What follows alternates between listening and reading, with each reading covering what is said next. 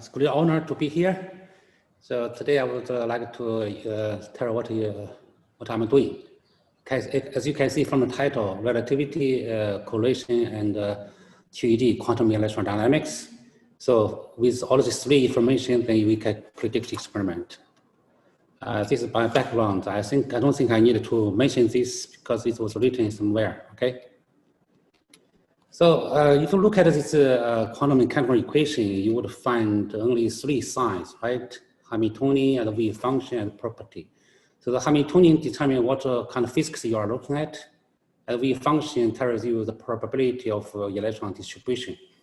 Then from the wave function, then you can calculate all kind of physical properties. Actually, between 2005 and 2013, we developed a lot of relativistic Hamiltonians. So at the end of the day, we can construct a continuous Hamiltonian ladder. So this ladder actually can be composed into three parts. So if the spin orbit coupling is negligible, the spin is a good quantum number, then we have exact one component theory, which computationally is the same as the Schrödinger equation, but covers scalar relativity to infinite order. That's to say that there's no need to solve the Schrödinger equation. Instead, we just solve the scalar relativistic equation to get relativity. Then with spin coupling become important, but can be treated perturbatively, like in the phosphorescence process. So spin coupling is very important, but can be treated as a perturbation. Here we have this called spin separated Hamiltonian. Then when spin coupling become very strong and has to be treated very rationally, we have both quasi 4-component and exact 2-component equations, which have the same accuracy as the Dirac-Coulomb light Hamiltonian, but computation is much simpler. So up to this level, we neglect electron-positron pair correlation annihilation effect, because they are, this approximation is extremely good for low energy physics and chemistry. But if you want to have ultra high precision spectroscopy, you got to include the electron-positron pair correlation and annihilation and retardation effect. Then we have to go to QED, quantum electrodynamics. However, QED, formally is the most accurate theory for electromagnetic interactions between charged particles. But QED can nowadays be applied only to few body systems, typically 3 electron systems. So we just designed an effective QED Hamiltonian, which can be applied to many electron systems. So I just wanted to show you that for the same second order energy, the original QED, Feynman QED, has to pick up 28 Feynman diagrams. And each diagram may contain some unphysical ingredient, as high order diagram is just too numerous. You cannot easily go to high orders. But in my formulation, it took only 3 diagrams to get it precisely the same second order energy. So we can easily go to high orders. So with this, I want to say that the exact 2-component equation is a seamless bridge between the Schrödinger equation and the Dirac equation. Meanwhile, the effective QED equation is a seamless bridge between the Dirac equation and quantum electrodynamics. So nowadays, I think you just pick up the right Hamiltonian according to your target physics, in particular the accuracy you want to achieve. So I'm very happy with this kind of work. This is a book I did 3 years ago. We summarize the quantum electrodynamics and relativist quantum chemistry as well. And this is my most recent review. We summarize all the essentials of relativist quantum chemistry. So now when you pick up the right Hamiltonian for your physics, the remaining task is to design a wave function so as to describe electron correlation or many body effect. So now let's look at what is correlation. So this is a dissociation energy curve for H2 molecule, this simple molecule. But if you look at the equilibrium distance, Hartree-Fock, the mean field theory performs very good. But as the hydrogen molecule started to dissociate, then Hartree-Fock started to be really perform badly. And the reason is that nearby the equilibrium distance, there exists a big homoluminal gap, such that a single configuration already provide a quantitative estimation of this energy. However, when the H2 molecule started to dissociate, then the homoluminal gap become nearly degenerate. So in this case, at least two configurations contribute equally to the wave function. So the correlation between nearly degenerate orbitals is called a static correlation. And then the remaining high-lying virtual orbitals, their contributions is called dynamic correlation. That's so to say, we decompose the overall correlation into static and dynamic correlation. Then, of course, we can classify all chemical systems into 4 types. The first type is that the system has no static nor dynamic correlation. That means H4 essentially exact. Of course, it's a lucky system. The second type of system is that there's no static. That means all of the orbitals are not nearly degenerate. Then the single reference method, like dense functional theory, Muller-Presley second order perturbation theory, couple cluster perform very good. The third class is that all the orbitals are nearly degenerate. So all correlations are so-called static correlation. Then dense mixture renormalizing group theory is perhaps the best choices. However, most chemical systems have both static and dynamic correlation. And the static and dynamic correlations actually are entangled and can even interchange. So in this domain, we have 2 paradigms to handle this situation. The first way is the single reference theory. That means no matter you have a degeneration or not, you always can start with a single reference function. And then you just go to higher and higher excitations to kick out all of the electrons. Then you will get the exact results. Another paradigm is that since we know some number of configurations are nearly degenerate, so we treat them differently. So it's called multi-reference approach. Then you can actually get stopped at lower excitation levels. Typically 2 or 3 electrons are excited from the reference to the virtual space. Then it's obvious that the multi-reference approach are more effective and more universal to over this single reference approach. Then we can classify all of these wave function theories according to when static and dynamic correlation are treated. So let's start with the number of convergence functions and diagonalize the Hamiltonian to get the zeroth order function, which already covers static correlation, and the remaining part of the wave function is responsible for dynamic correlation. So then the first family of methods is that you first treat static correlation, then dynamic correlation. The second method is just the opposite. You treat dynamic correlation first, then static. Obviously, that these 2 kinds of methods can never achieve balanced treatment of static and dynamic correlation. Then the third family method is called the static dynamics, then the final static. And this kind of approach is in principle can achieve this balanced distribution of static dynamic correlation. Nevertheless, there's still a big problem. So let's look at NP denote the number of states you want. So let's assume NP equals 1. That means even NP equals 1, you got to diagonalize a huge matrix to get just 1 state. Okay, so this is the mathematics behind this static dynamic static theory. To resolve this issue, a few years back, we introduced what we call restricted static dynamic static framework. That means no matter how many orbitals and how many electrons you want to correlate, we always diagonalize 3 NP by 3 NP matrix. Again, NP is number of states you want. So if NP equals 1, you just construct diagonalize 3 by 3 matrix. If you want 2 states, you diagonalize a 6 by 6 matrix. So let's look at how this proceed. So we start with NP zeroth order function, as this describes static correlation. Each zeroth function will generate a first order function for dynamic correlation. So that we do first static and then dynamic. However, in the presence of dynamic correlation, so zeroth order, the static correlation will change, will respond, okay? So to account for this mutual influence of static dynamic relation, we further introduce a third set of auxiliary functions and then allow them to interact. So this leads to the 3NP by 3NP matrix. This is a minimal multi-reference conformity interaction approach, what we call SDSCI.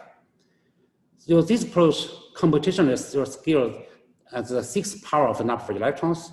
As this due to this block, the QHQ block, also namely this interaction between these first order functions. And this gives you the 6th power of scaling. So if we replace the QHQ block with QH0Q block, so H0 is the 0th order Hamiltonian, 0th order term of the full Hamiltonian, then the scaling can be reduced down to into the 5th power.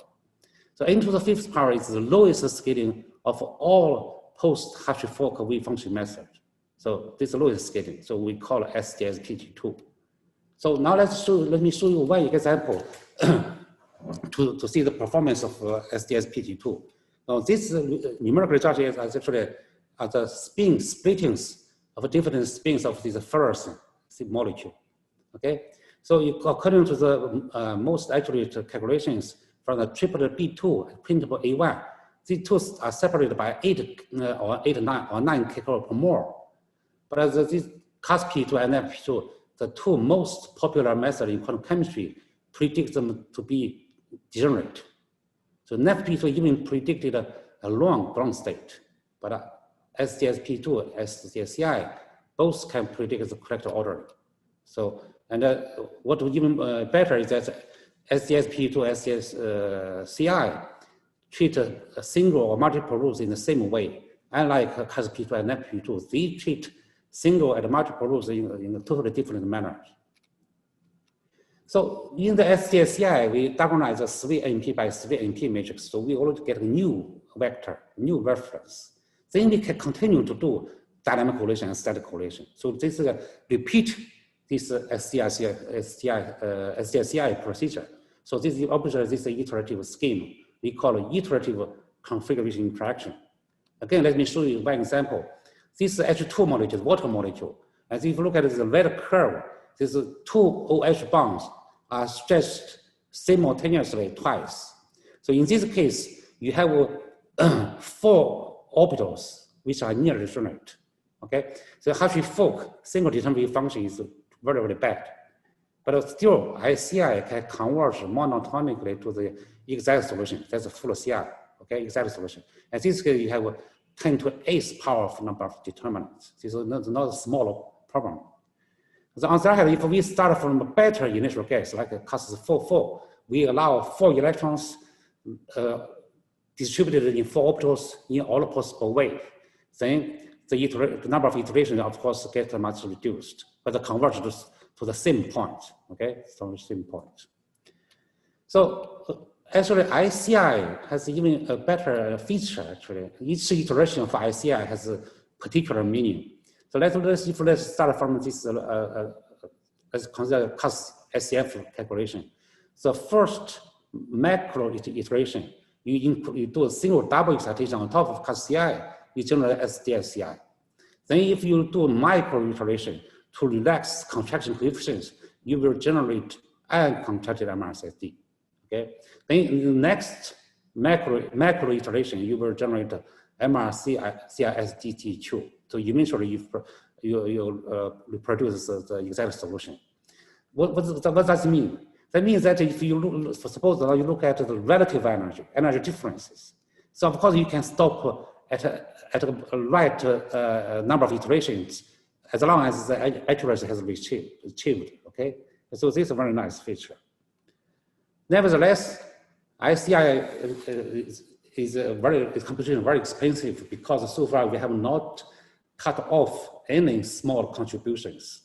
Okay, but if you look at the Hamiltonian matrix, you would say that this matrix is extremely sparse. Some block of matrix elements are strictly 0. Some of them are near 0, and some blocks, part of them are near 0. Okay, so the question is, how do you simulate this sparsity a priori?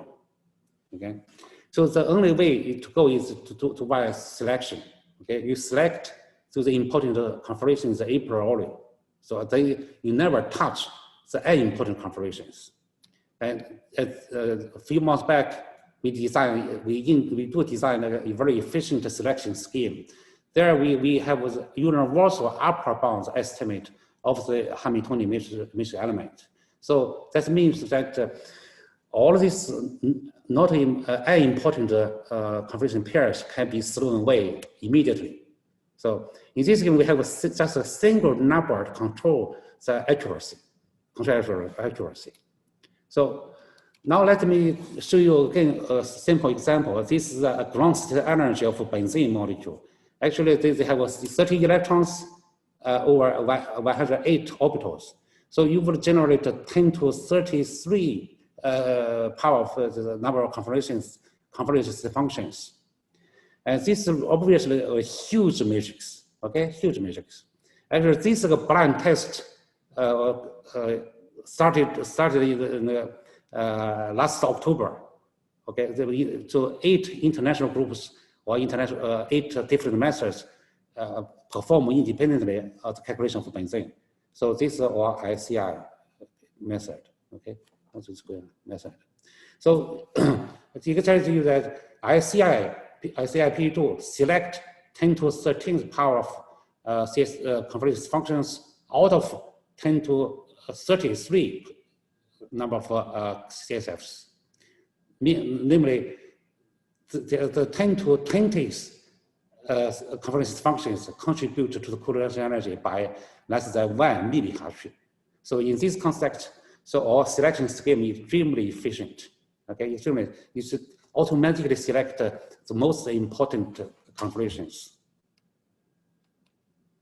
So far I've discussed the Hamiltonian and wave function. The third piece of information I want to tell you the property.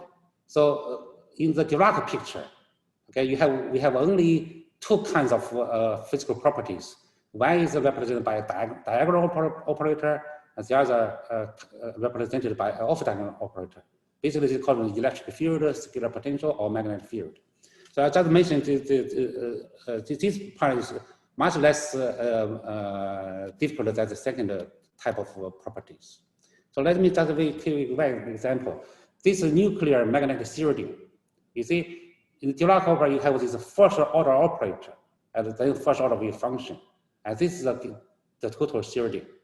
According to the convention, this is called parallel magnetic term, because this wave function fluctuates compared to the ground state. However, if you're familiar with this non-relativistic theory of AMR shielding, you would find 2 terms, the diamagnetic term and the parallel magnetic term.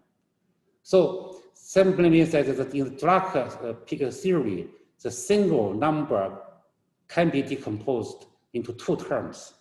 One is called a diamagnetic term, and the other parallel magnetic term. The question is how to decompose this in a natural manner without any approximation. As this problem was touched already in 1962, before I was born, actually. Nevertheless, however, they never came up with the right solution. Only 45 years later, that this first try, in 2007, we ended up with several schemes to solve this issue.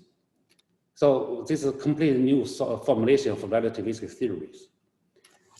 So let's again show you an example. This is a shielding of halides atoms in these atomic molecules. So this is a deviation from experimental results. The black curve refers to the experimental results. As you see, this green curve comes from the non-relativistic calculations that compare very well with the experiment. However, if you do relativistic calculations, now we deviate hugely from these so-called experimental results. Most people would say that your theory must be wrong, okay, because this is the experiment, this is theory. Nevertheless, in this case, of course, the opposite is true.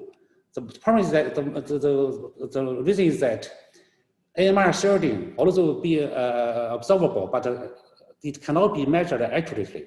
Instead, this is called experimental results are mapped from a nuclear spin rotation constant, okay, to the AMR shielding.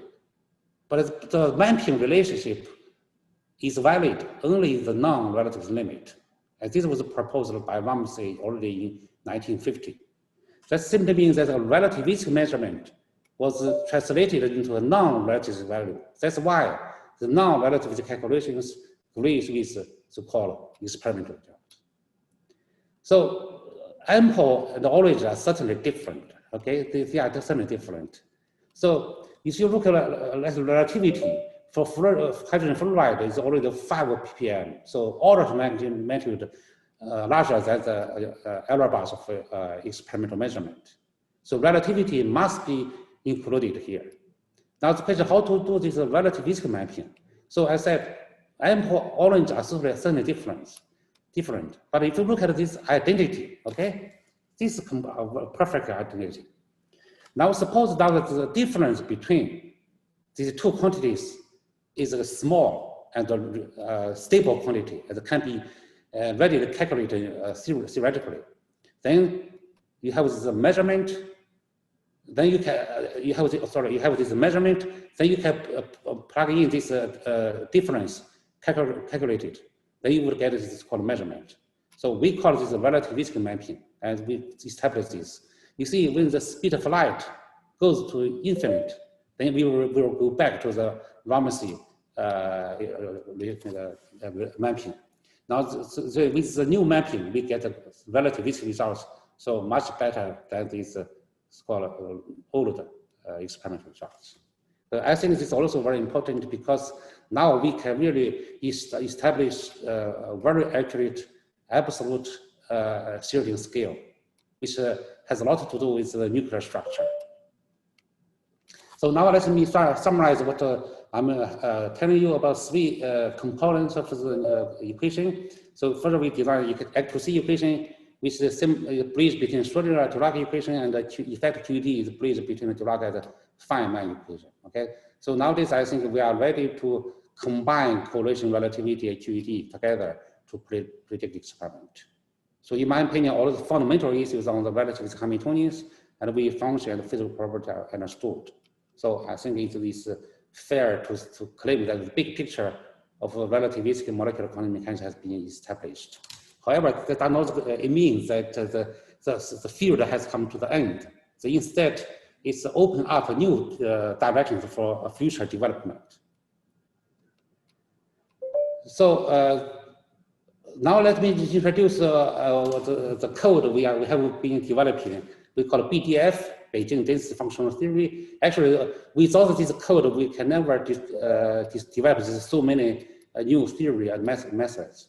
So actually, I started to develop the code already 1993, 27 years ago. It was namely 1997, and now it has more than 1 million function lines. Okay. So there's a lot of good features. First of all, they cover all of the relativistic Hamiltonians. And we have, I think, I believe, the most efficient and the most diverse time-dependent functional theory. You can see that our code is 2 or 5 times faster than the famous Gaussian code. So this functionality of PDF actually is ready for material science. So we also have, as a strongly correlated new method for strongly correlated systems and novel theory for magnetic properties. We're also developing relativistic balance theory for solid states. Okay, so we are developing many things. So I think then the product allow me to make an advertisement. This in 2018 we established a new institute for Qingdao Institute for Theoretical and Computational Sciences, QRCS. So we plan to hire 2 to 3 principal investigators in these 5 each of these 5 directions: theoretical computational chemistry, biophysics, materials, condensed matter, and mathematics. So in total, we can have up to 40 faculties. So I really appreciate you guys would recommend good people to us. Okay, so we will really focus on theories, methods, algorithms, software development, and the real applications. Currently, we have these 6 faculty members. They are doing different things: statistical theory, computational materials, non-adiabatic quantum dynamics, wave function theory. So, thank you for your attention.